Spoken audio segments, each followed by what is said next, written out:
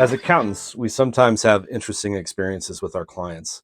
And one that really is at the top of the list that I can't stop thinking about sometimes is I had a very unusual experience of working with two business owners who were in the same industry with the same business, who started at the same time with the same amount of funding in the exact same city.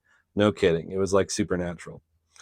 Well, what was so odd about this is one of those owners went on to grow that business, grow it to the size of about top line revenue, about 15 to 20 million, and personally making about a million on average a year.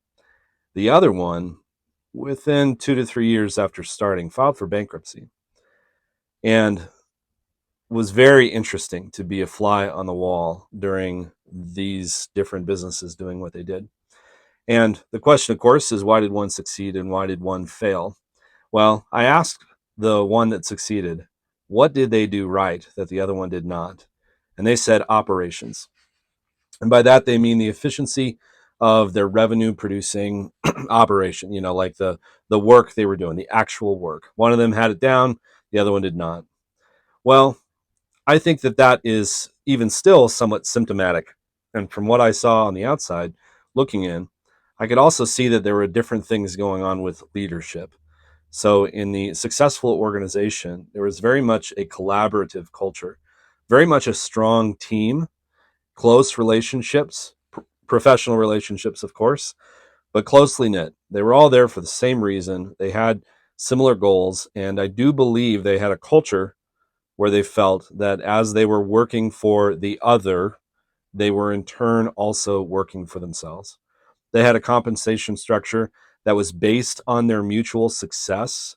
And I think that was a very important thing, where as people succeeded for the business, they personally succeeded for themselves. That's what we call goal alignment. Now, the business that failed, they had a very different approach. It was very much top down leadership style, very much, my way or the highway kind of an approach, very much grounded in, I think, a fear mentality and a scarcity mentality, which you could imagine that coming on when someone was struggling with the financial picture of what they were doing. But it just wasn't, it didn't have that spirit. It didn't have that spirit of collaboration. I don't think they brought as many people into the organization in terms of outside customers, outside vendors, because that piece was missing. So definitely operations were affected, but in a way, I'm always looking when I'm working with clients, and when I've worked with clients in the past, I'm looking for what's upstream of what we see now. What preceded the experience we have now? What led to this? What could have been done forever ago? Because those are the things we're trying to do now when we work with clients to keep the future negative experience from going away.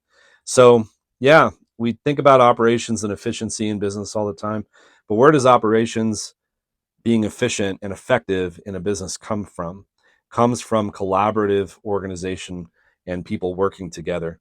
William Edwards Deming was a big fan of this. Of course, I talk about him all the time, but he said no one goes to work to do a bad job. And so if you're harping on people about their productivity and how they're working in the business, sometimes you miss something very important, which is that the business itself is in the way, or a system isn't right, or a process or a handoff isn't right. And you can accomplish so much by creating a team environment, a collaborative environment where when things are not going well, people share why, because they don't feel like they're going to be sanctioned. And they also feel like if they do and everyone succeeds together, they will get a benefit just like the business gets a benefit. How do we motivate underpaid employees, even if they're paid at fair market rates, with the stress of the modern world, everything they're experiencing, and feeling all this pressure at work, and sometimes not getting paid enough, even if they are getting paid what a fair market rate is? Well, this is very important, obviously. And the employers that we talk to and that we coach, there's always got to be a financial structure and a path forward for that individual to make the type of money they need to make. And not only that, but part of the thing that's different nowadays, when we think about the great generation, we think about the 40s, 50s, and 60s, people working for a company 50 years and then retiring, It's not enough nowadays for money to be the only thing. The society has changed, the culture has changed, and people want to be a part of a winning team. They want to be going somewhere that matters. If they're feeling a sense of lack of meaning in their life, if they're feeling like they don't necessarily know where they want to go or what they want to go to do, they have to have something in work that gives that context for them. It has to be meaningful. And so they want to be making an impact. They want to be making a difference, even if it's making a difference in that small team.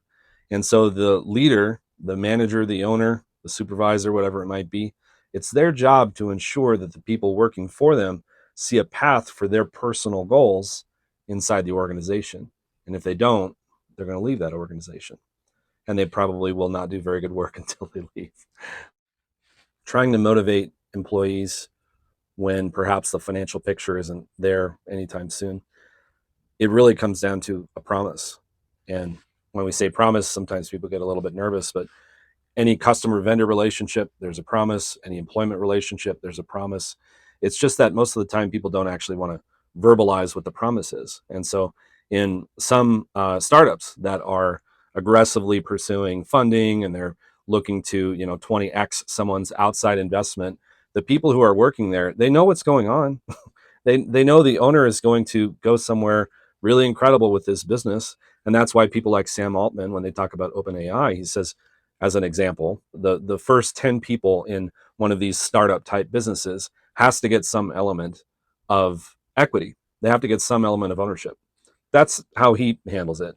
But in this case, you have to have some sort of promise, some sort of offering, because you have to acknowledge this person is going through a period of stress and challenge and unknown futures and unknown, unpredictable investments, meaning what will their return on it be?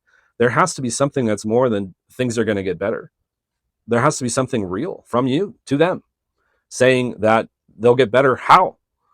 So that comes down to a plan for the business that's long form, because you can say, when we hit these objectives, very clearly, these will be the rewards, because this is how that will fit in. This is what will come when we all together accomplish this goal. So it has to be mutual. It has, and there has to be something relatively defined.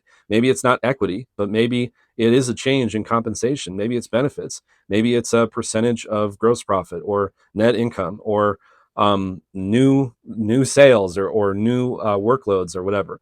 Maybe it's a new role in the business that person essentially creates for themselves, or maybe it's them being able to focus in on a specialty they have, something. But it's got to be mutual and it's got to be real. Otherwise, yeah. And if you're in a situation where that person wants something and it doesn't align with the mission of the business, meaning the business can't, in its long form plan, provide that opportunity to that person, well, now we just have a bad fit. And that's okay. Much better to know at the start and be real about it. Maybe find that person a different position that fits them better than to pretend and potentially lose a resource along the way because someone really wasn't invested. When you're going through this process, and God knows I've found the wrong fit many, many times, you've got to ask a lot of questions, and you've got to ask questions in a way that they don't seem leading and that they open up a conversation. Yes or no questions are not good. One example of this, if you're looking for competency, Elon Musk has a great route for this. So he will ask people about a major problem that they've solved. And he finds that as he digs into how they solved that problem, and he gets to some level where there's real competency exhibited, as opposed to someone who was near a problem being solved and they know a little bit about it, this person actually is several layers deep. They can describe the details. Well, in the same way, when you're asking someone about what their vision is, what they want for their future, their career, their income, etc., ask more detail. Ask them to expand. Ask them to open up and tell you a little bit about this, within the laws of what you can ask or can't ask. But try to get them to go a little bit deeper with you. Try to get them to elaborate. And you'll see if they're giving you something that's real or something that's fake. And they should be able to say, like, hey, I've always wanted to accomplish this with my career. I really want to make this kind of money because I think that's going to afford me this type of thing in my lifestyle or whatever. Or they'll basically say it's a lifestyle thing, or it's just very important to me. I've always thought about it. Like, as long as they seem convicted and there's enough depth, that it seems real, then you probably have a sense you've hit something. But yeah, if you don't ask, you'll never know. Another example of this, Gary Vee, another person I like to watch.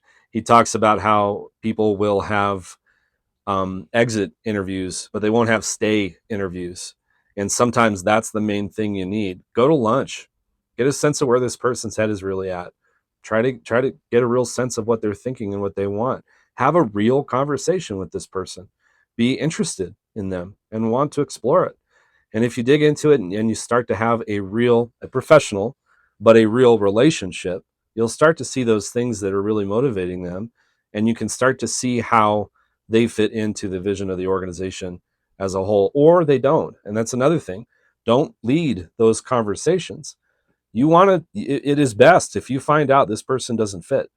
If they don't, you want to find that out for sure. You don't want to pretend. You really do want to know. So try to be unbiased, try to be objective, try to just be a good, kind person, trying to have a good relationship, professional one, with this other person, and see where it takes you, see what you discover, and see if you find an opportunity that you both have together to make something really incredible happen.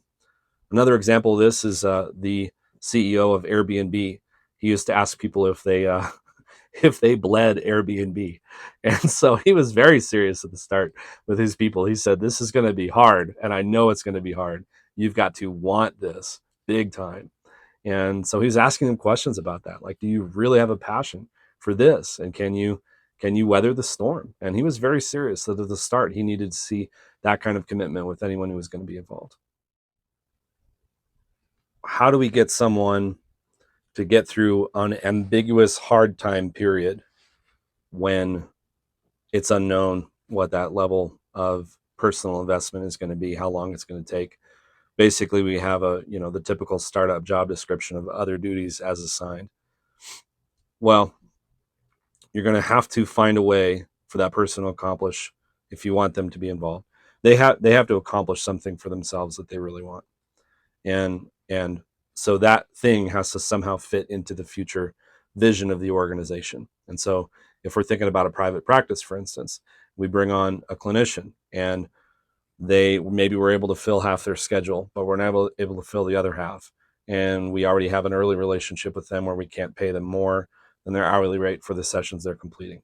And let's say we ask that person to fill the rest of their schedule. The question is, why? Why would they do that? Why would they go through that process of filling the rest of their schedule, making it their job to do that?